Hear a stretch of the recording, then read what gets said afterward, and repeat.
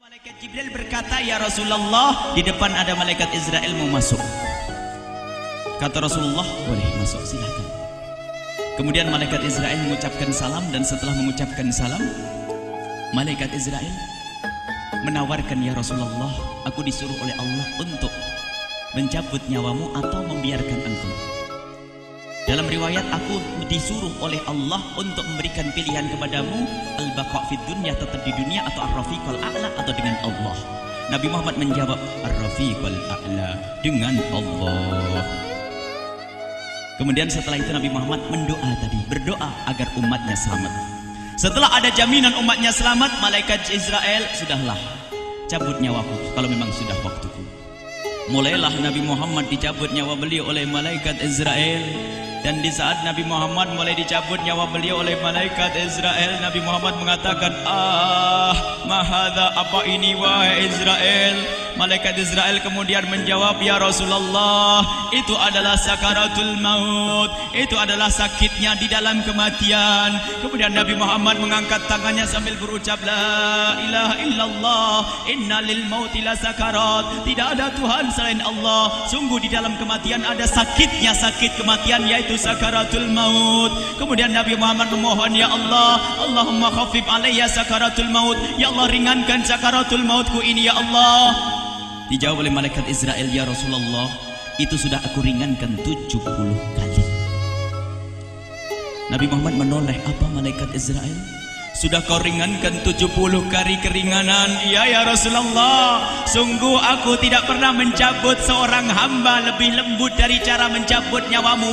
Ini sudah aku ringankan 70 kali. Setelah itu justru Nabi Muhammad menangis, "Israel, 70 kali rasanya masih sakit." "Iya ya Rasulullah, memang itu sakaratul maut." "Lalu bagaimana engkau mencabut umatku, wahai Israel?" Allah, yang diingat siapa? Umat.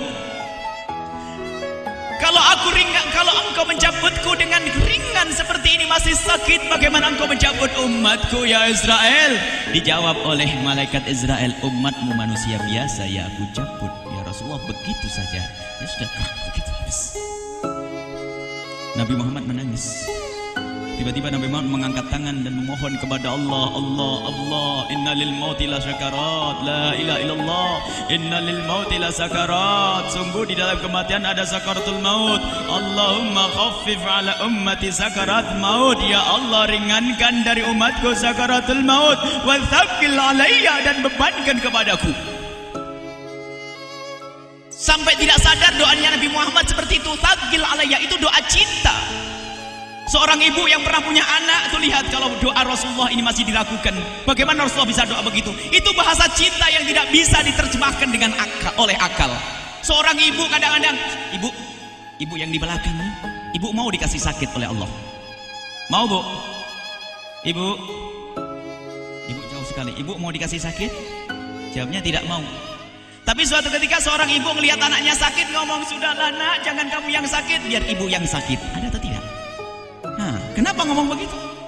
Itu bahasa cinta itu. Tidak rela kalau anak ini sakit, biar aku saja yang sakit. Itu yang dirasakan Rasulullah.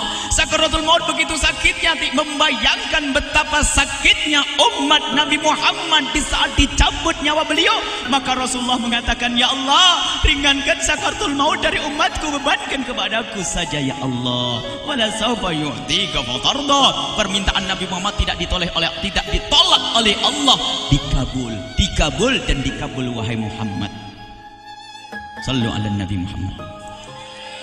Dan benar, sakaratul maut kita ditahan oleh Rasulullah, ditanggung oleh Rasulullah, sehingga digambarkan oleh Imam Bukhari di saat Nabi Muhammad dicabut nyawa beliau, Siti Aisyah yang ada di situ. Rasulullah berada di pangkuan Siti Aisyah, yang saat itu Siti Aisyah melihat keringat dingin keluar dari kening Rasulullah. Siti Aisyah tidak pernah melihat keringat keluar seperti itu. Bahkan di saat dipegang kepala Rasulullah, panasnya melebihi dari panasnya orang biasa. Setiap kali ada kain dicelupkan di air, ditempelkan di kening kening Rasulullah langsung mengering.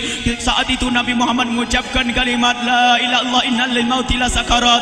Kemudian Nabi Muhammad berpesan dengan banyak pesan, dan di antara pesan Rasulullah adalah akri minni ala ummati salam, akri minni salam ala ummati wa ala man ittaba'ani wa ala man tabi'ani min ila yaumil qiyamati.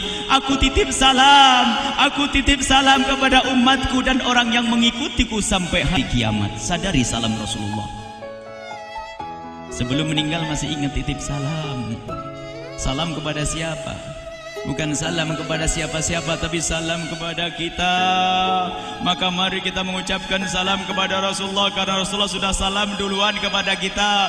Mari kita sejenak bersalam kepada Rasulullah dan hadirkan Rasulullah ada di mata kita dan di hati kita. Mari kita bersama-sama mengucapkan salam. Assalamualaikum ya Rasulullah. Assalamualaikum ya Rasulullah. Assalamualaikum ya Habiballah. Assalamualaikum ya Nabi Allah. Rasulullah mengucapkan salam untuk kita. Dan di saat itu Rasulullah keringat dingin keluar, maka oleh Siti Aisyah diusap. Oleh Siti Aisyah diusap, bayangkan saat itu Nabi Muhammad di pangkuan Siti Aisyah dan diusap oleh Siti Aisyah. Siti Aisyah berkata, keringat Rasulullah mengucur deras hingga aku usap, dan aku usap dengan tangannya Rasulullah. Diusap dengan tangannya Rasulullah. Siti Aisyah memegang tangan Rasulullah sendiri yang digunakan untuk mengusap keringat Rasulullah. Sahabat bertanya, Aisyah, kenapa harus dengan tangan Rasulullah tidak dengan tanganmu? Lihat jawab Siti Aisyah, karena tangan Rasulullah lebih lembut dari tanganku. Sallu ala Nabi Muhammad. Masih sempat nyanjung itu sahabat Nabi. Dalam keadaan begitu masih menyadari kelembutan tangan Rasulullah, jasad Rasulullah, kemuliaan Rasulullah sallallahu alaihi wasallam. Dan aku lebih menginginkan bahwasanya yang menyentuh jidat Nabi Muhammad adalah tangan yang paling mulia di dunia dan di akhirat. Siti Aisyah enggak berani menyentuhkan. Pengennya yang disentuhkan di kening Rasulullah adalah tangannya Rasulullah sallallahu alaihi wasallam. Kemudian setelah itu Nabi Muhammad merasakan sakit yang sangat untuk kita. Kemudian Nabi Muhammad mengangkat tangan tinggi-tinggi mengucapkan la ilaha illallah inna lil mauti lasakarat. Tiba-tiba tangan itu semakin turun dan ditangkap oleh Siti Aisyah. Dan di saat tangan itu jatuh di tangan Siti Aisyah, kemudian tiba-tiba paha Siti Aisyah merasakan berat kepala suci Rasulullah. Dan saat itu Siti Aisyah sadar bahwasanya Rasulullah sudah kembali kepada Allah Subhanahu wa taala. Sallu ala Nabi Muhammad. Siti Aisyah bingung di saat melihat seperti itu.